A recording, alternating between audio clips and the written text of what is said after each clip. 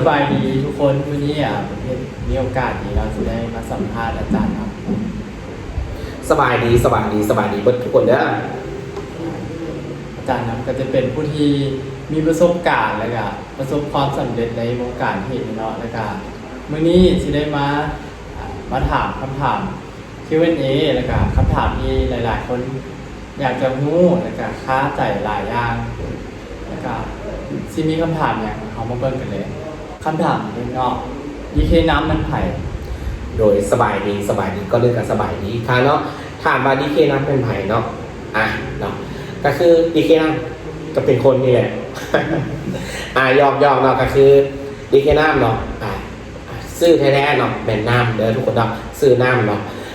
ดีเคเนาะเป็นซื้อที่ตัวเองตั้งมักในการมันดีแล้วเนาะก็เลยตั้งเป็นซื้อให้มันมี2พยางค์เนาะมีคนเคยบอกว่าซื้อพยางค์เดียวจะบ่ได้เป็นเจ้าเป็นนายนะตัวเองกับบ่เป็นละเจ้านายนะเป็นนายตัวเองเอาแล้วก็เลยตั้งคู่เข้ามานะทุกคนเนาะเนาะเอาง่ายๆเนาะดีเคน้ำก็เป็นผู้หนึ่งเนาะที่พัฒนาการตลาดด้วยมักในการลงทุนหรือว่าอย่างต่างๆเนาะหรือว่าปัจจุบันนี้ก็เป็นผู้หนึ่งที่พัฒนาการตลาดเรื่องเกี่ยวกับการลงทุนอย่างต่างๆเนาะอีอย่างที่ได้เงินอีอย่างที่ลงทุนแล้วรู้สึกว่ามันผลตอบโจทย์ดีผลกำไรดีกับการลงทุนเนาะลงทุนทุกๆอย่างเนาะบอกว่าแต่คริปโตคือกันเนาะคำถามที่สองเนาะเป็นอย่างจึงต้องลงทุนในคริปโตโอเคเนาะเป็นคำถามนี้เนาะหลายคนเชื่อว่า เป็นอย่างจึงต้องลงทุนเกี่ยวกับคริปโตเนาะคำถามคือในมุมมองของตัวเองนะคือปัจจุบันเนี่ยเนาะหนึ่งเลยน้ำต้องบอกก่อนว่าน้ำเนี่ยพื้นฐานเนาะพื้นฐานของตัวเองเนาะหรือว่ากับบ่ได้ครอบครัวบ่ได้เป็นครอบครัวที่หางนี้อย่างเนาะก็เลยว่าโอเคนะเขาอยากจะเปลี่ยนแปลงในฐานะของครอบครัวหรือว่าชีวิตการเป็นอยู่เนี่ยเขาอยากจะให้มันดีขึ้นเนาะเขาอยากจะให้มันตอบโจทย์ขึ้นเนาะฉะนั้นเนาะเขาต้องคิดว่าจะมี2ทางอย่างที่จะสร้างเงินให้เขาเนี่ยจากวันนี้เขามีเงิน 200,000 สมมุติเขามีเงิน 200,000 กีบเขาลองคิดว่าเงิน 200,000 กีบนะขั้นเขาไปลงอย่างแล้วมันจะโตได้อีก10 เท่า100 เท่า1,000 เท่า10,000 เท่าสมมุติมีเงิน 200,000 กีบจะเปลี่ยนมันเป็น2 ล้าน20 ล้าน200 ล้านเนี่ยมันต้องใช้เวลาเท่าไหร่ฉะนั้นเนาะเขาจบมาปุ๊บกับอายุการหลัก2หลัก19หลัก3แล้วเนาะฉะนั้นแน่นอนเนาะทุกคนกันต้องอยากประสบผลสำเร็จในอายุอย่างน้อยเนาะฉะนั้นจึงเลือกเนาะเกี่ยวกับโอเคเนาะจึงเลือกเกี่ยวกับการเทรดเนาะเกี่ยวกับลงทุนทางด้านคริปโตเนาะโดยตัวเองเนาะที่มักในลงทุนคริปโตก็คือ1เนาะคริปโตมันเป็น1อย่างที่เฮ็ดให้คนรวยไวและกระจนไวเนาะฉะนั้นเนาะถ้าเขามีความรู้เนี่ยในตลาดของความเสี่ยงเนี่ยเขาจะมีโอกาสที่จะสร้างเงินสร้างคำกับมันได้ไวขึ้นแต่ว่าต้องบนพื้นฐานด้วยความรู้แต่คนส่วนใหญ่ลงเข้ามาโดยความที่เห็นคนอื่นได้ลงซื่อๆเนาะฉะนั้นเนาะนำจึงมองไปว่าให้เกิดกับการเทรดเนี่ยมันคือสิ่งหนึ่งที่สร้างผลกำไรสูงถ้าเรามีความรู้และเขากับรู้จักการบริหารพอร์ตเอาเนาะบริหารเงินเอาเจ๊จังไหนถ้าเขามีเงินน้อยเขาก็ต้องศึกษาให้หลายเป็นเนาะฉะนั้นคริปโตเนี่ยในอนาคตโดยอันนี้เป็นความเสื่อมของตัวเองมันจะมาเปลี่ยนวงการการเงินเปลี่ยนเงินต่างๆการเทรดมันก็มีเทรดหลายๆอย่างเทรดเนาะ Forex IQ ฟิวเจอร์ก็จะมีเป็นฟิวเจอร์สปอตเหมือนบ่เนาะจะมีในส่วนของเทรดที่เขาเทรดกันนอนเป็นตระกูลไบนารีเนาะตัวนี้เนาะนำบ่ได้บอกว่าตัวใดดีตัวใดดีแต่ทุกตัวนะมันดีเหมือนมันอยู่ที่ว่าเขาถนัดตรงกันเขาเลือกตัวใดที่ว่าจะสร้างเงินกับเขาเนี่ยผลลัพธ์มันตอบโจทย์เนาะเขาบ่ได้ว่าก็นำบ่ได้บอกฟองเล็กนำบ่ดีบอกว่าเนาะIQ บ่ดีจังซั่นจังซี่มีแต่เจ้านี้เรียนนำบ่ได้จับกันแบบนั้นเนาะฉะนั้นใครถนัดตัวใดที่ผลลัพธ์ดีกว่านำจะเลือกตัวนั้นเนาะอันนี้เป็นคำถามที่2คำถามที่3เนาะอาจารย์คิดแล้วใดเกี่ยวกับการเทรดเนาะคิดเนี่ยไหนเกี่ยวกับการเทรดเนาะเอาง่ายๆซะการเทรดเนาะคำว่าเทรดเนาะก็คือเป็นการเก็งกำไรเป็นการเก็งกำไรเป็นการ การเทรดมันจะมีอยู่2อย่างเนาะคือ1เนาะเทรดราคา2เทรดแบบถือเหรียญเก็งกำไรนับจะยกตัวอย่างว่าสมมติว่าการเทรดแบบ ราคาเนาะโดยฟิวเจอร์กับไบนารีคล้ายๆกันเนาะเป็นการเทรดราคายกตัวอย่างเนาะปัจจุบันเนี่ยนำซื้อราคาคำสมมติว่าราคาคำปัจจุบันเนี่ยบาท18 ล้านสมมติยกตัวอย่างได้คำบาท18 ล้านเนาะแต่ว่านำผมมีเงิน18 ล้านเนี่ยไปซื้อคำเนาะแต่ว่านำมีเงิน100,000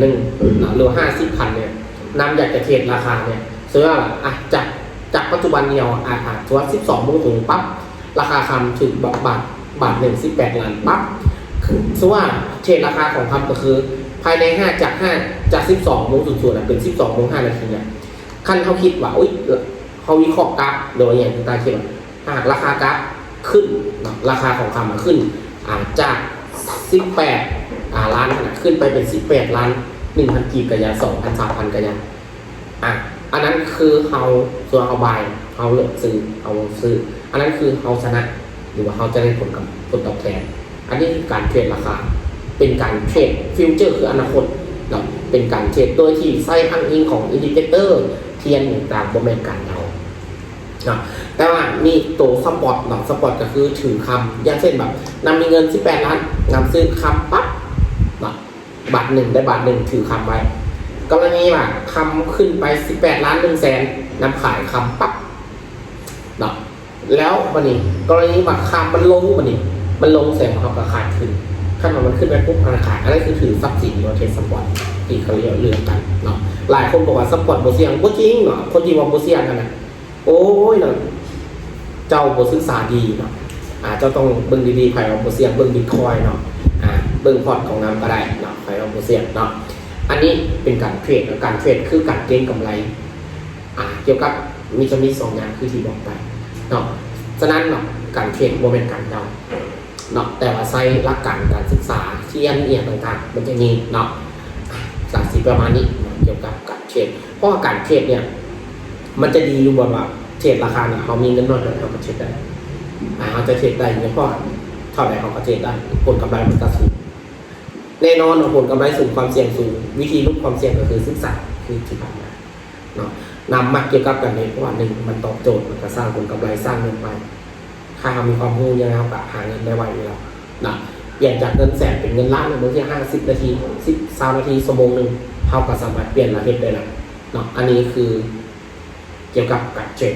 เนาะให้ทุกคนเข้าใจเกี่ยวกับการเทรดก่อนนะใครที่อยากจะนั่นการศึกษาเบนเทรดแม่นนะเทรดเห็นตัวไหนเนาะคำถามต่อไปเนาะคำถามที่4อาจารย์ว่าบิตคอยน์ที่ล่มบอลหรือว่าบิตคอยน์ถ้าบิตคอยน์ล่มแล้วจะเทรดได้อยู่บ่โอเคเนาะอันนี้อาจจะยกเป็นตัวอย่าง FT Trading เนาะ บิตคอยน์จะล่มบ่เนาะคือทุกคนถ้าผู้ใดที่ได้ศึกษาบิตคอยน์ผู้ใดที่อ่านหนังสือเกี่ยวกับบิตคอยน์หรือศึกษาบิตคอยน์โดยลึกๆแท้ๆเนาะเจ้าจะเข้าใจเลยว่าบิตคอยน์เนี่ยบ่มีทางล่มเนาะบ่มีทางล่มแล้วมันนี่ถ้าหากตัวอย่างว่าFT Trading เนี่ยค่ามันชัวร์มันเทรดบิตคอยน์ยกตัวอย่างเนาะยกตัวอย่างว่าค่าหากบิตคอยน์ล่มเนี่ยจะเทรดเนี่ยจะเทรดได้ยังไงต้องเข้าใจว่าFT Trading มันก็คือเป็นกระดานเป็นดึงกราฟเป็นกระดานเอามาเทรดซื่อๆเนาะฉะนั้นสมมติว่าบิตคอยน์มันล่มจริงมันก็แค่ดึงราคาของตัวใหม่มาดึงสมมติว่าไอ้คำเด้เนาะมันก็ดึงเอาคำมาเทรดเอานู่นเอานั่นเอานี่มาเทรดซื่อๆเนาะเพราะว่ามันเทรดราคาเนาะมันเทรดราคามันเทรดสัญญาซื้อขายเหมือนฟิวเจอร์แต่ว่าไบนารีมันจะแยกออกมาเป็นระยะสั้นซื้อเนาะแล้ววันนี้ค่าบิตคอยน์ล่มเนี่ยบิตคอยน์เนี่ยมันสีล่มบอกนำต้องทุกคนต้องเข้าใจว่าบิตคอยน์เนาะกับคอยอื่นๆเนี่ยแตกต่างกันชัดเจนบิตคอยน์แตกต่างจากอีทีเรียมแตกต่างจากคอยอื่นๆเบบี้ดอทซีบัตอย่างทั่วไปแตกต่างเลยเนาะบิตคอยน์มันเป็นแบบมามันเหนือกว่านั้นเนาะบิตคอยน์ถึงสร้างมานะเลยเนาะมันมีจำนวนจำกัดเนาะแล้วมันนี่บสามารถผลิตเอาอะไรเนาะราคาปัจจุบันนี้เนาะในมือถืออัดคลิปนี่ราคาอยู่ประมาณหมื่นปลายเศษเนาะแต่ว่า2-3 วันนี้เนาะลงมาแล้ว15,000เนาะในวันที่อัดคลิปนี้ราคาบิตคอยน์เคยพีคสูงสุดอยู่ประมาณ69,000 ถึง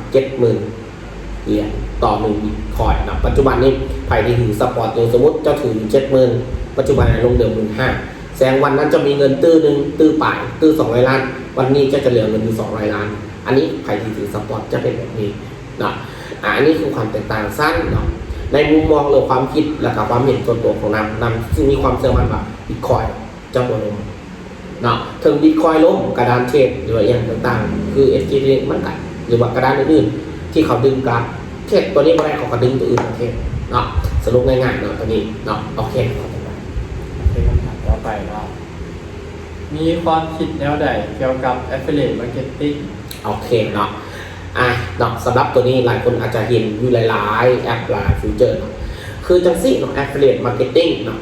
คือ FTT นำเขายกตัวอย่าง FTT หรือว่าหลายๆ F เนาะแต่ว่าตื่นนำกับจำบอกแต่ปัจจุบันนี้ก็คือยกตัวอย่าง FTT ให้ทุกคนเนี่ยว่า affiliate marketing กับแชร์ลูกโซ่เนี่ยต่างกันชัดเจนเนาะจะต้องเข้าใจให้ดีก่อนเนาะ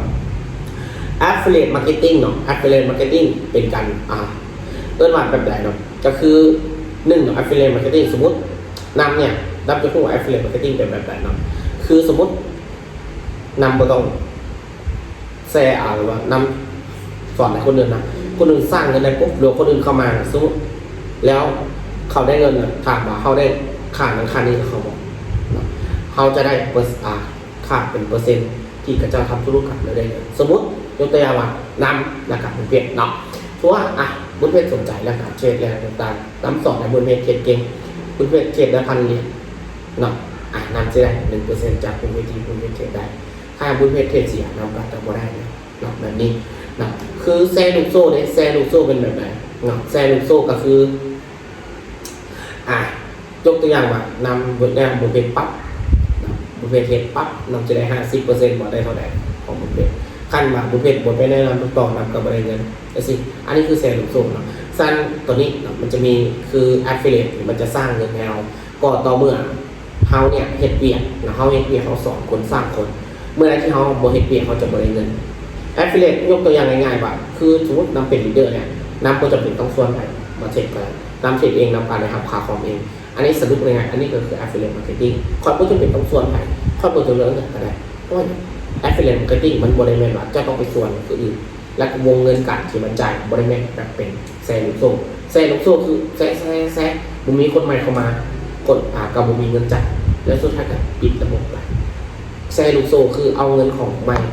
คนใหม่ๆเอามาให้คนเก่าเอาคนใหม่มาให้คนเก่านี่เลยอันนี้คือแชร์ลูกโซ่เนาะแต่หลายๆอย่างก็หันเปลี่ยนมาเป็นระบบแบบพุทธระบบนู่นระบบนั่นที่มันเป็นระบบปลอมหันเนาะอันนี้ก็แชร์ลูกโซ่เหมือนกันเนาะและหลายๆแอปขอบอกก็แล้วกันเนาะก็คิดเอาละกันเนาะนำเชื่อว่าคนที่จะลงทุนต้องรู้นี่แหละนะอันนี้คือ affiliate marketing นำมาเป็นบนมาเฮาเฮ็ดเวียกเขาได้เฮาเฮ็ดเวียกนะเขาก็ได้หลายเขาเฮ็ดหลายก็ได้หลายเขาเฮ็ดก็บ่ได้อันนี้คือ affiliate marketing เนาะโอเคสำหรับคำถามที่6เนาะเป็นอย่างหลายๆคนจึงบ่สามารถอยู่ในวงการการเทรดได้โอเคเนาะเป็นอย่างหลายๆคนจึงเข้ามาและก็บ่สามารถอยู่ในวงการเทรดได้สรุปง่ายๆเลยเนาะจะต้องถามตัวเจ้าก่อนว่าเจ้าเข้ามาเนี่ยจะต้องการหยังเจ้าเข้ามาย้อนเหตุผลหยังแล้วหาเหตุที่เจ้าเข้ามาอย่างแต่ยกตัวอย่างเนาะหลายๆคนที่เข้ามาจะมีเป็นอาการเดียวกันเลยเข้ามาปั๊บสมัครมื้อนี้ฝากเข้าหรือว่าเอาเงินเข้าระบบแล้วเทรดเลยนะ1บ่มีความรู้2บ่ได้ผ่านหลักสูตรการเรียนการสอน3บ่ได้ผ่านหลักการฝึกตามเกณฑ์มาตรฐาน4บ่ได้เทรดตามระเบียบวินัย5บ่ได้ศึกษาเรื่อง mindset เป็นนักลงทุนเนี่ยเทรดแบบการพนัน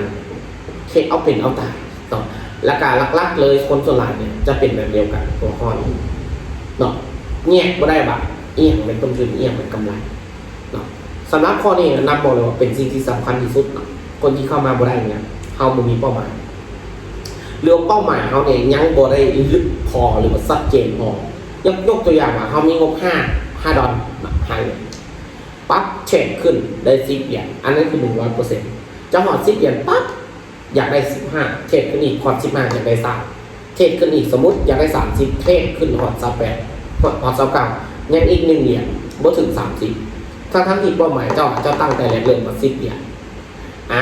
แล้ววันนี้เจ้าอยากได้เงินอย่างเดียวเสียไม่ได้ปุ๊บไม่ได้สองเจ้าคูณเงินขึ้น3แต่เงินลดลงแบบไม่7แต่เอาก่อนจะเห็นที่10เนี่ยจะใช้เวลาโดนบัตรตอนเสียแต่3 ไม้หนึ่งจะหมุนไปละฉะนั้นหนักขั้นคนใดที่ผ่านหลักสูตรกันเนี่ยตอนเจ้ามีกำไรเจ้าจะบวกเกณฑ์เงินเป็นบ้าแล้วเจ้าจะตั้งเป้าหมายว่าได้5ก็คือ5ได้10ก็คือ10เนาะฉะนั้น XT เทรดระบบมันผ่อนขั้นต่ำ5เนี่ยแสดงว่าเจ้า5เนี่ยเจ้าก็สามารถถอนได้เนาะฉะนั้นสิ่งเหล่านี้แหละเนาะหลายๆคนเนี่ยบนลืมวินัยระเบียบวินัยยกตัวอย่างว่าเจ้าเก็บมือละ 5% เนี่ยเจ้าอยากหาเงินนะคัดไผ่ที่เบิ่งในคลิปนี้อยู่เนาะถือว่าแจกให้เลยเนาะใครที่อยากจะหาเงินเก็บมือละ50%เอายังไงยังนั้นให้ได้1 เดือนก่อนเดือนแรกเจ้าอาจจะบริเงินหลักแต่เดือนต่อไปเจ้าจะเห็นว่าเงินมันไหลสำเร็จที่เจ้าจะเห็นได้วินัยสำคัญถ้าอยากชนะตลาดได้ต้องชนะใจตัวเองก่อน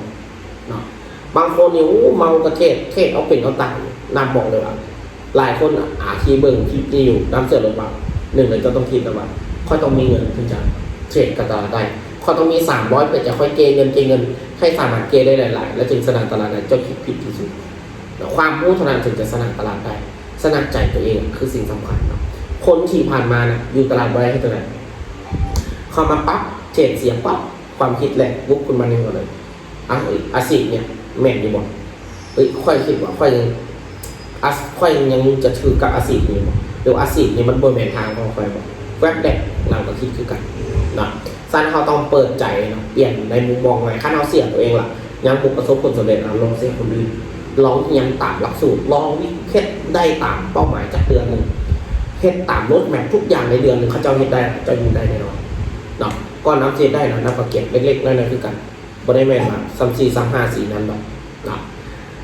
อันนี้คือสาเหตุที่คนบ่สามารถอยู่ในวงการได้โลกมักอินเนาะเหล่านี้เป็นต้นอินคือสิ่งที่ฆ่าตัวตายในวงการการเทรดเลยคำว่าพอร์ตแตกเนาะสำหรับนักลงทุนนี่คืออัปยศที่สุดเลยแต่คำว่าพอร์ตแตก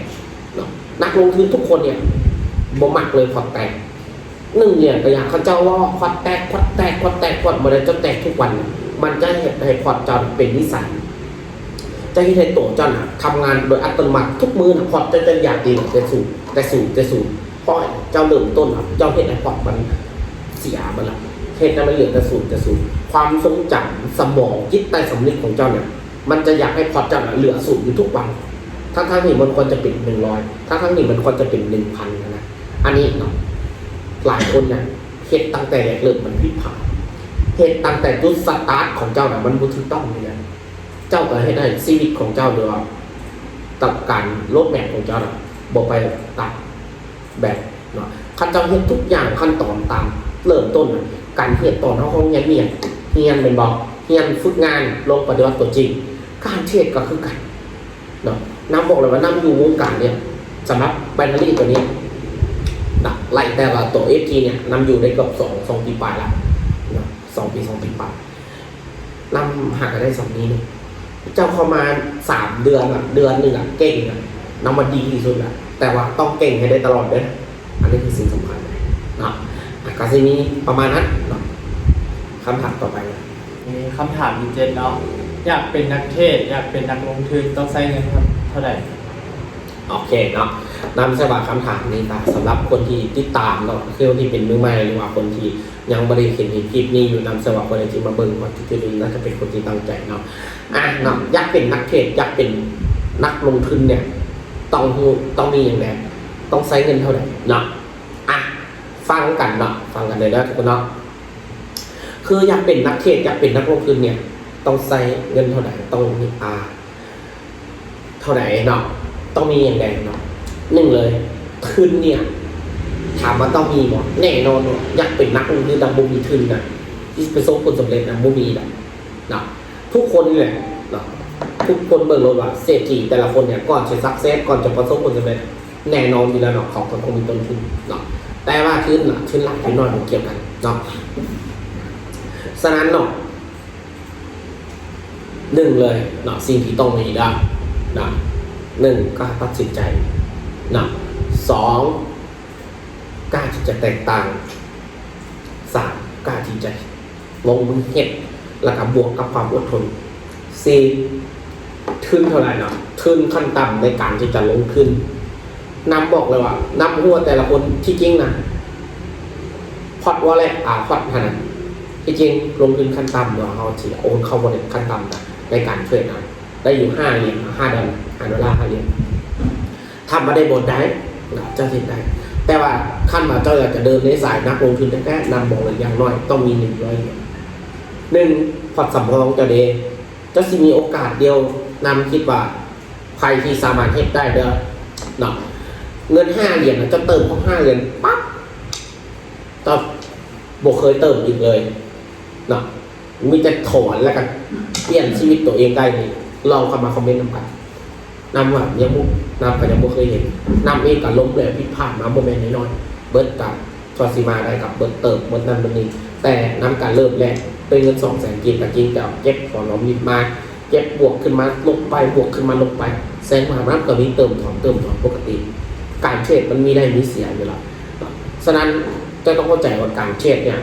เขาชนะเนี่ยเอาเงินใส่เอาเงินของผู้เสียแสดงว่า 100% เลยกลุ่มคนที่เสียจะมีกลุ่ม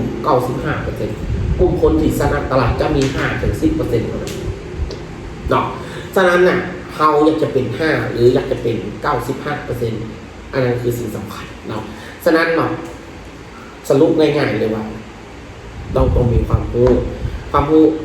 ก็เข้ามาเจ้าจังไรเงี้ยแต่ว่าสิ่งแล้วนะจะต้องกล้าตัดสินใจบ่แม่นว่า1ยังบ่มีเวลา2บ่พร้อม3บ่ทัน4อ้างนู่นอ้างนี่อันนี้คนขี้คร้านคุณได้เฮ็ดคนนึงเฮ็ดนั้นเฮ็ดนี่กับเว้าจังซั่นจังซี่เนาะอันนี้คือแนวคิดของคนขี้คร้านบ่กล้าตัดสินใจเนาะอีหยังก็คิดมโนเองแล้วก็เข้าข้างตัวเองนะจะคนเหล่านี้จะมาเข้าข้างตัวเองอ้างนั้นอ้างนี่เป็นข้ออ้างนั้นตัวเองเนาะอันนี้เนาะฉะนั้นทีมที่ลองไซต์นำบอกอย่างน้อยขั้นที่จะเดินวงการเดินนักลงทุนแท้ๆอย่างน้อยต้องมีรายละเอียดอย่างน้อยเขาเติม5 1ก็จริงแต่ว่าอย่างน้อยเขาก็ยัง95 1ไม่ต้องบอกอย่างน้อยก็มีโอกาสค่อยๆได้ปืนสู้ชีวิตไปถึงสุดใจได้บ่แม่นว่าเติม100เติม100เอาอินปั๊บอันนั้นบ่เป็นนักลงทุนนะอันนั้นเป็นการพนันเนาะ